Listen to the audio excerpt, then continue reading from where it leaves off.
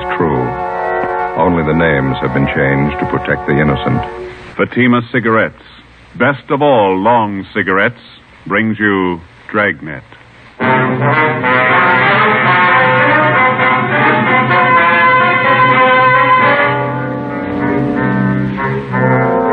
You're a detective sergeant. You're assigned to robbery detail. A store clerk has been murdered, shot to death in a robbery. The holdup man is described as tall, well-dressed. He escapes in a taxicab. Your job, get him.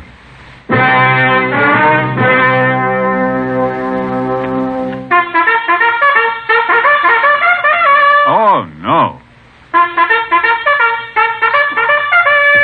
Ah, that's different. Yes, what a difference. In Fatima, the difference is quality. You see, Fatima is the quality king-size cigarette because it contains the finest Turkish and domestic tobaccos superbly blended. And Fatima is extra mild with a much different, much better flavor and aroma than any other long cigarette. Because of its quality, its extra mildness, its better flavor and aroma, Fatima has more than doubled its smokers coast to coast. Fatimas cost the same as other long cigarettes, but your first puff will tell you... Ah, that's different. Yes, in Fatima, the difference is quality.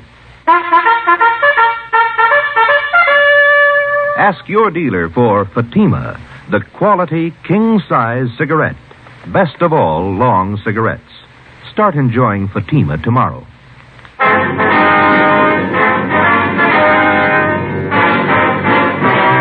Dragnet, the documented drama of an actual crime.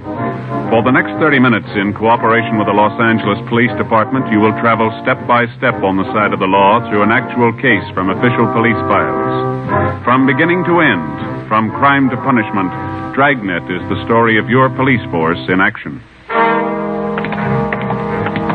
It was Friday, August 17th. It was hot in Los Angeles. We were working the night watch out of robbery detail. My partner's Ben Romero. The boss is Captain Walker.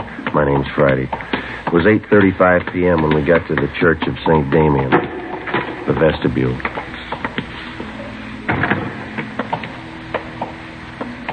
That must be her playing the organ. Yeah, I don't see any stairs. I wonder how you get up there to the loft. Looks like that might be the sexton over there. Well, let's ask her. Mm-hmm.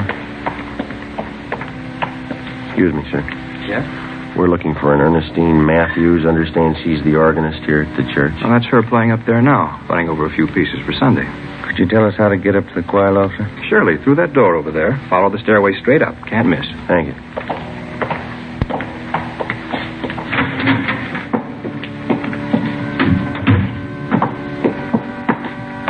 Sure has been a long time. Yeah, what's that? Climbing stairs to a choir loft. Sang a lot in church when I was a kid. Boy soprano. All right? They finally threw me out. Voice change. Yes, did you want something? Are you Mrs. Ernestine Matthews? Yes, did you come about the new choir book? No, ma'am. Police officers. Oh, can I help you? It's about your husband, Miss Matthews. Bert, what about him? Has Bert done something? He was hurt, ma'am. Well, I don't understand. Bert's working at the store. What do you mean he was hurt? There was a holdup. Dear God, my husband. Was he hurt bad? Yes, ma'am. Where is he? I've got to go to him. Is he in pain? No, ma'am. What are you trying to say? Dear God, tell me the truth. Which hospital is he in? They took him to Georgia Street. They helped him all they could. You're not trying to tell me Bert's dead? You're not trying to tell me that, are you? I'm sorry, ma'am. In the past 16 days, 7 armed robberies had been committed, apparently by the same man. The suspect was described by victims as tall, heavily built, and very nervous. He was armed. It's cold logic that every suspect who's armed in the commission of a robbery is a potential killer. It's a fact that's been proved 100 times over.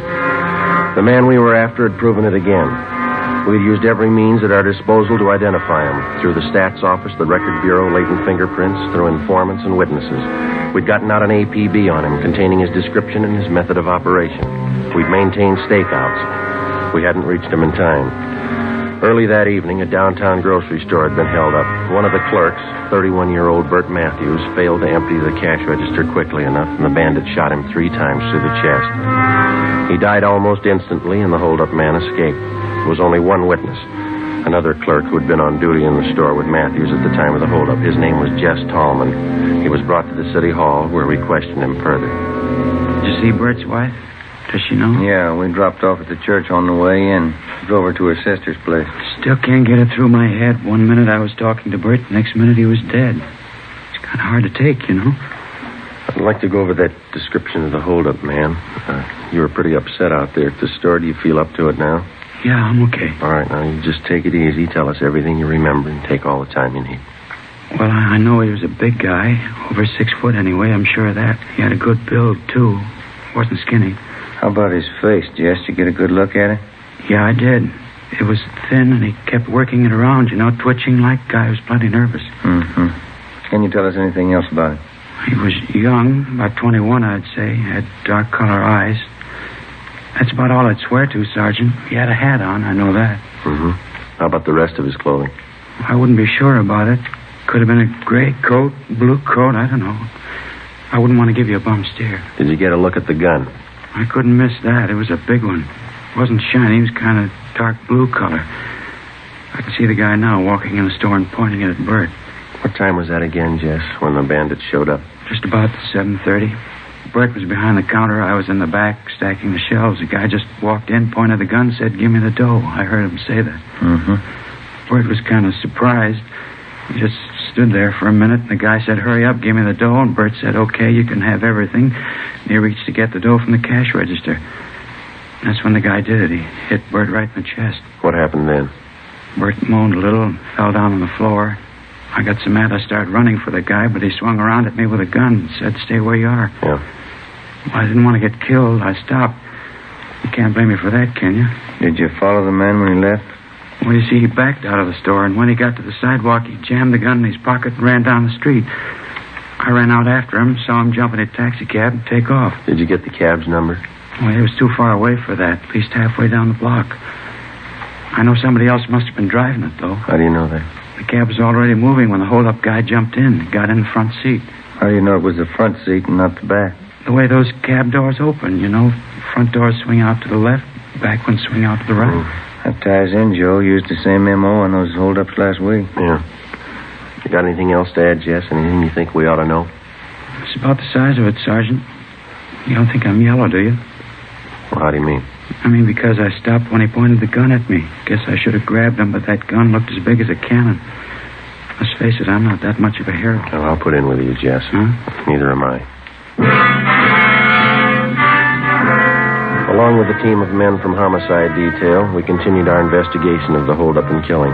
Ballistics reported that the slugs taken from the body of Bert Matthews had possibly been fired from a .38 caliber Colt revolver. The slugs were in good condition for identification. All the possible suspects picked from the mug books by the victims had been checked out. All of them had been cleared. Fingerprints left by the bandit at the scene of his latest crime were checked out. No make. We tried to check the taxi cab used in the escape. We got nowhere. The morning after the Matthews killing, we got a call from Sheriff's Homicide. We went across the street and checked with Inspector Bowers. Either one of you remember that case about 6 months ago, the Harry Solomon killing? Oh, yeah, Inspector. It's pretty vague right now. Your men handled it, a county case? Yeah. Let me lay it out for you. It's just possible it might tie in with that killing you fellas had last night. And what's the angle? Harry Solomon was a taxi cab driver. The night of February 26th, somebody saw him pick up a fare at Sunset and Highland about 10:30 p.m. That's the last time he was seen alive. Yeah, I think I remember. The next morning, we found Solomon's body in a ditch out in the valley. 238 slugs in his head. Found his cab a few yards up the road, abandoned. Killer used a .38, same kind of gun used on last night's job. Here's something else that ties in. Yeah? A description of the passenger Solomon picked up at Sunset and Highland the night he was murdered. The last fare he ever handled. Mm-hmm. White male American. Over 6 feet tall, heavy build. Age, 20, 21, dark eyes. Had a dark suit on and a hat. Matches up all the way down the line. You had a robbery motive figured on the Solomon killing, didn't you? That's right. Except for a $5 bill hidden in his wallet, Solomon didn't have a penny of his receipts for the night. Might have been another reason behind the killing besides that. Yeah? just barely possible Solomon might have known the hold-up man, the guy who killed him. How do you figure?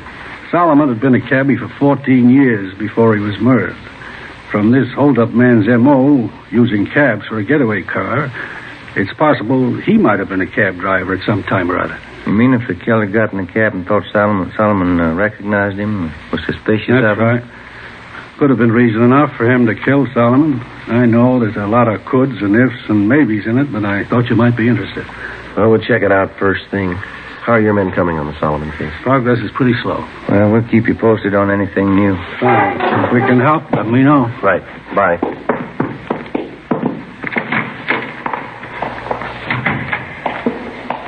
Well, 2 sets of 38 slugs. What do you think? Let's ask the crime lab. We put in a request to Russ Camp and Ballistics to check the 38 slugs found in taxi driver Solomon's body against those found in the body of grocery clerk Bert Matthews.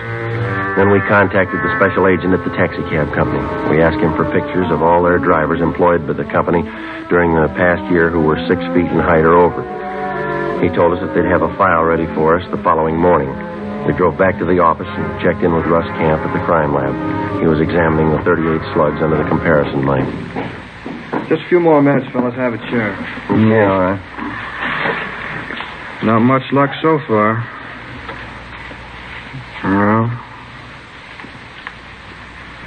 No. Yeah. Well, that's it. Yeah? No make. These slugs come from 2 different guns.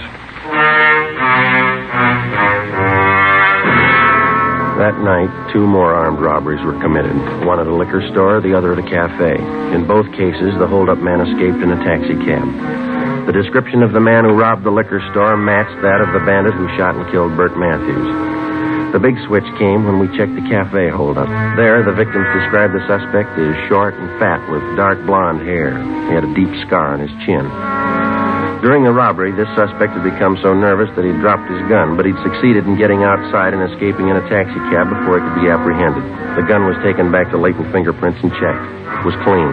Russ Camp checked it through ballistics. Some days are like this, fellas. What do you mean? That cab driver Solomon was shot with a 38. Yeah? Bert Matthews was shot with a 38. A different one, though. Mm-hmm. This gun the bandit dropped tonight, it's a 38, too. Yeah, we know that. What are you getting at? It doesn't match either case. The next morning, we started working one of the few leads we had left. We drove down to the taxi cab company and collected the pictures of all the drivers that they employed during the past year who were 6 feet in height or over. There were 87 of them. We started checking them out. It's what the working detective calls legwork. It's slow and it's tedious, and you're not sure it's going to amount to anything even by the time you finish. 2 nights later, the taxi cab bandit hit again, his first repeater, a restaurant on South Figueroa. He'd robbed the same place less than 3 weeks before. Ben and I interviewed the manager, a Mr. Cavallo. I'm telling you, Sergeant, I can't take any more of it. Twice in 1 month. Yes, sir. Could we talk back there in one of the booths? Oh, yeah. Come on. You got a good look at the man, did you, Mr. Cavallo? 2 feet from him. Memorized his face from the first time. It's no joke, you know. So I have no time for the customers and too busy opening their cash box for that thief. Sit down. Thanks. Well, and you're positive it's the same man who robbed you before. There's no question there, huh? None, I'm positive. And he used the same M.O., too. Yeah, sure. M.O.? What's that? Oh, excuse me. I mean, he used the same approach, the same method of operation. Everything was the same. The man, the gun, the taxi cab, everything. You didn't get the number of the cab, huh? I looked for it. I didn't see any. Must cover it up some way. Well, we've got some pictures here, Mr. Cavallo. I'd like to have you look at them. Just tell us if you recognize any of them. Well, I won't do any good. I already did that. They showed me pictures the last time. This is a different lot, sir. Oh, all right. Quite a few of them, huh? I'd like to have you check each one of them carefully. If you would, just take your time. Yeah, we can't sit here without coffee. Natalie! Well, I wouldn't... Natalie! I don't care for anything. Yeah, don't be silly. You can't work without eating. Natalie! Yeah. Coffee, 3 cups. Okay. And now, where do I start? Well, these right here. If you'd just check these over, please. Uh-huh. No, not him.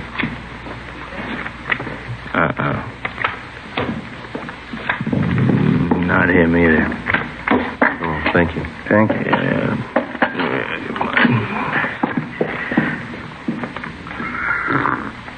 Oh, it's hot. No, not that one. No. Is that all?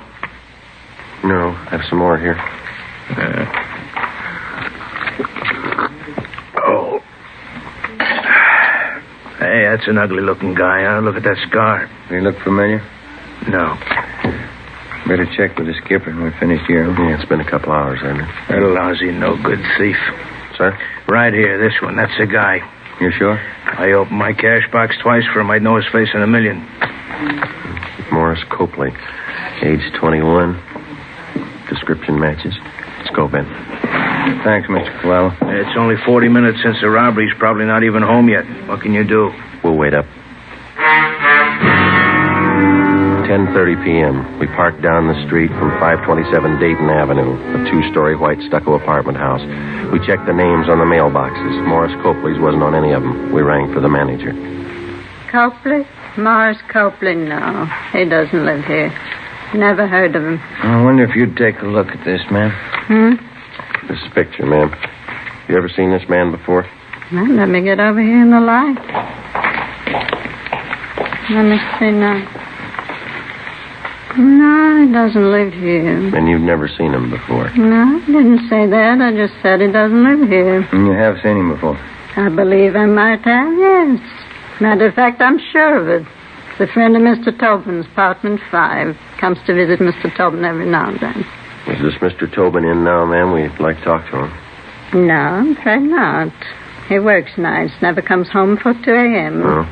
Yeah, he's a cab driver.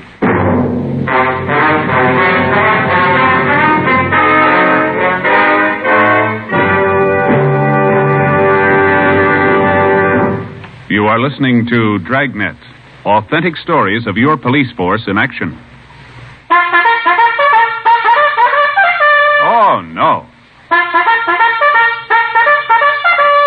Ah, that's different. Yes, what a difference. There's a difference you can hear, there's a difference you can see, but the difference in Fatima is quality.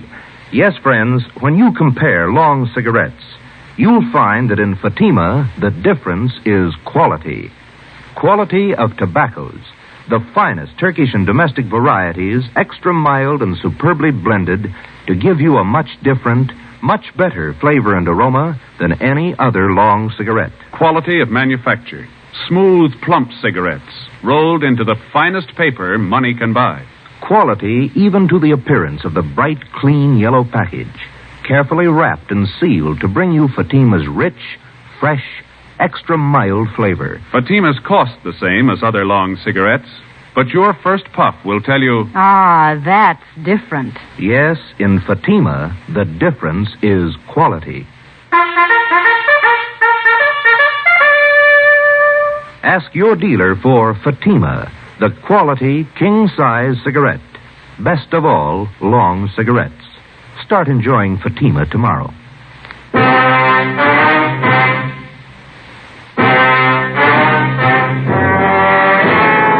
10:45 p.m. In the presence of the manager, we made a search of the apartment registered in the name of Ralph Tobin, the man who was supposed to be a friend of the suspect, Morris Copley. We found nothing that would tie either of them up with the robberies and the killings. Before the manager returned to her apartment, we instructed her to say nothing about our being there in case Tobin or Copley returned. We called the office and told them we'd received an identification on Morris Copley. They checked them both through R&I. Neither had any criminal record. They got out an APB on Copley. We waited. Midnight came. Nothing happened. 1 a.m. 1:30. Still no sign of either man. 1:45. Somebody's coming around back, Joe. Yeah. Kitchen door.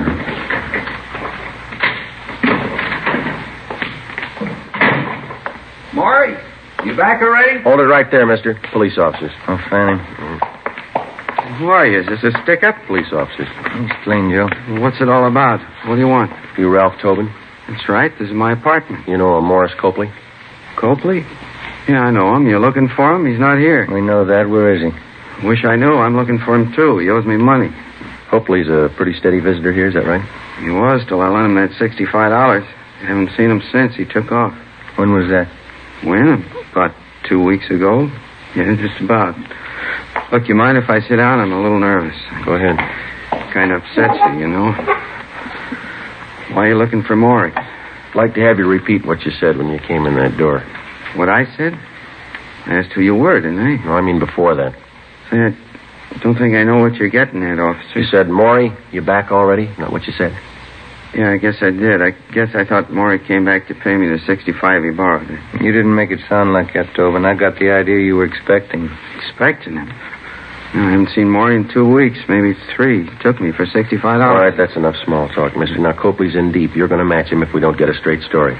Some cans of beer in the refrigerator. Let's have one around, Skip the beer. Where's Copley? I'll swear in the Bible if you want me to. I don't know. Look, if Maury pulled anything heavy, I'm not in on it. Ben, you want to check with the manager? Ask her when's the last time she saw Copley here. Yeah, right. Now, wait a minute, officers.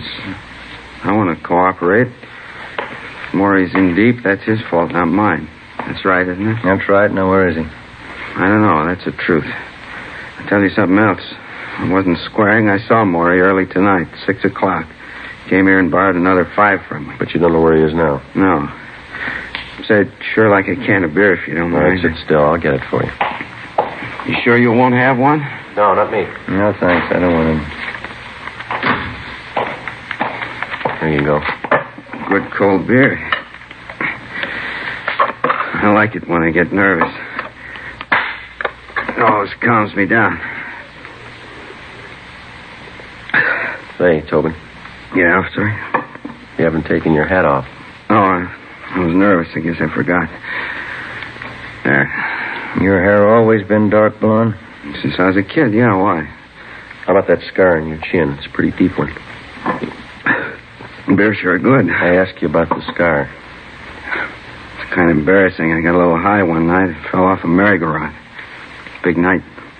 Now I've heard everything. We had a robbery report a couple of nights ago, Tobin. Hold-up man was just about your height and weight. Yeah? Dark blonde hair. Had a scar on his chin, too. I'm afraid you got a wrong slight, officer. I worked my cab every night of the week. It wasn't me. Mind if we have a look at your car outside? How'd you know I had a car? We didn't. Let's give it a look, shall we? Why do you want to look at it? You haven't anything to hide, have you? Of course not. I'm not like Maury. He's always in trouble, always on the lam. You'll probably think it's funny when you check the glove compartment in my car. Will we? Yeah, you will. Where's that? Keep a gun in there. You know how many cab drivers get shot. A guy can't be too careful. What kind of gun do you have, Tobin? Revolver. Regular revolver. What caliber? 38. Why? 2:30 a.m. We searched his car, picked up his 38 caliber revolver, and then we drove Ralph Tobin back to the office where he was detained for questioning. We had a stakeout placed on his apartment. Russ Camp and ballistics checked Tobin's gun against the slugs which had taken the lives of Harry Solomon and Bert Matthews. It was found beyond the question of a doubt that his gun had been used in the Solomon killing. We confronted Tobin with the evidence. He started talking. He told us that Copley was responsible for the murder of both Solomon and Matthews, that Copley had borrowed his gun for the Solomon job. In all the robberies except one, he described himself only as the accomplice. He drove the getaway taxi cab. The only occasion he tried to handle the actual holdup was at the cafe, where he became so nervous that he had dropped his gun. Before he was booked on suspicion of murder, Tobin told us that Morris Copley still had 2 .38 revolvers in his possession. He insisted he had no idea where Copley was. Ben handled the questioning while a stenographer took Tobin's statement. I contacted Inspector Bowers and informed him of our progress. 11 a.m. I got back to the squad room. All right, did you check back through that personnel record we got from the cab company? Yeah, I got half an idea, I think. Yeah? See here on Copley's application for the job? No, sure, we checked out all those references. They don't go anywhere. No, I mean this right here. Married, yes. Children, 1 daughter. Age 4 months. Well, this application is dated May 6th. That means his baby was born in February. Yeah, sure. Copley was working here then, so it's 10 to 1 the baby was born in a local hospital. That's what I mean. If we find the right hospital or the doctor, they could lead us to him. There's the phone book. Let's go. From noon until 4 p.m., we called every hospital, sanitarium, clinic, and rest home listed in the book. The answers were the same. No record of confinement for a Mrs. Morris Copley. Well, seemed like a good idea. Who are you calling now? Well, we've got one more, the county hospital. Well, this is Sergeant Friday, Police Department, Robbery Detail. Yes. I'd like to find out if you have any record of confinement for a Mrs. Morris Copley. No, that's Copley. C as in Charlie. Yes, thank you. Might have sent his wife out of town to have a baby. That's possible. Yeah. 1118. Thank you. 1118 Rochester, Copley's aunt. Let's go. 4:30 p.m. Together with Olson and Thaxter from Homicide Detail, we drove out to 1118 Rochester Avenue in the Crenshaw district. The house was vacant. From a neighbor, we learned that Copley's aunt had moved 2 weeks before.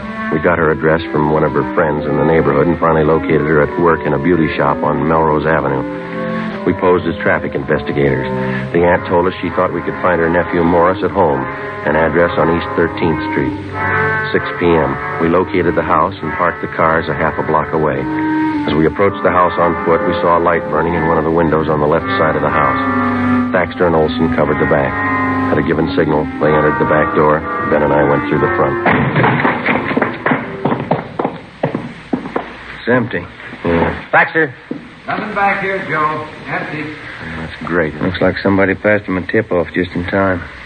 Look at the mess this place is in. We got out in a hurry, all right. Hey, what's going on here? What do you men think you're doing? Police officers, your name?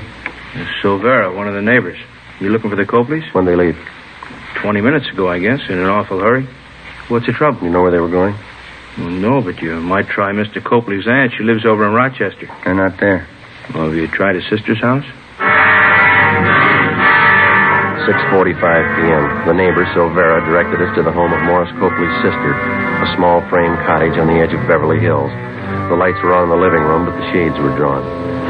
Thaxter and Olson made their way quietly around to the back. Ben and I went up the front steps and rang the bell.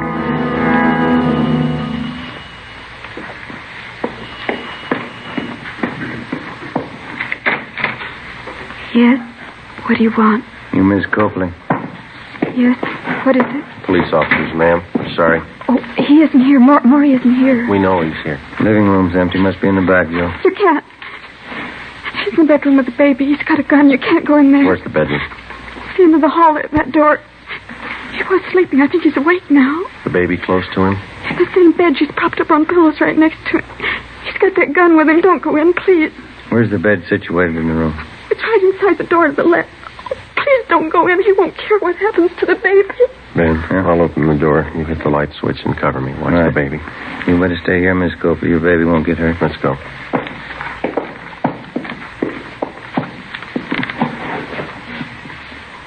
All right, let's go in. All right, drop it, you. Grab the gun, Ben. You get it? All right, come on. I got it, Joe. All right, Copley, get him up. Come on up. Joe? Yeah, I got it. Just a little frightened, ma'am. She's all right. I'll kill you, Mary. You tell him where to find us, didn't you? I'll kill you for that. Maury, I swear I didn't. I swear. Lousy dame. Nobody else knows she's the one who told you, isn't she? No. Then who did? Who told you? You're looking at her. What do you mean? Your baby.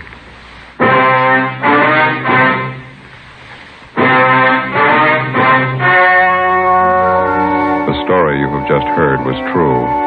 Only the names were changed to protect the innocent. On December 16th, trial was held in Superior Court, City and County of Los Angeles, State of California. In a moment, the results of that trial. And now, here is our star, Jack Webb. Thank you. The working detective knows that there is one mark of identification that never changes, a man's fingerprints. The suspect may change his appearance in many ways, but his fingerprints always remain the same, a mark of identity that cannot be changed. When you compare Fatima with other long cigarettes, the difference is quality. A mark of identity which never changes. And Fatima is extra mild. If you're a long cigarette smoker like I am, smoke Fatima. They cost the same, but in Fatima the difference is quality. Smoke Fatima.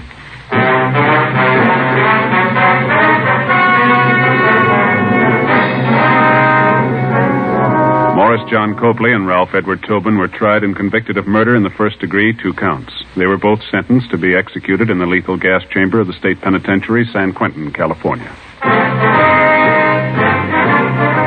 You have just heard Dragnet, a series of authentic cases from official files. Technical advice comes from the Office of Chief of Police W.H. Parker, Los Angeles Police Department. Fatima Cigarettes, the best of all long cigarettes, has brought you Dragnet, portions transcribed from Los Angeles. Coming up, We the People. Tomorrow, enjoy The Life of Riley on NBC.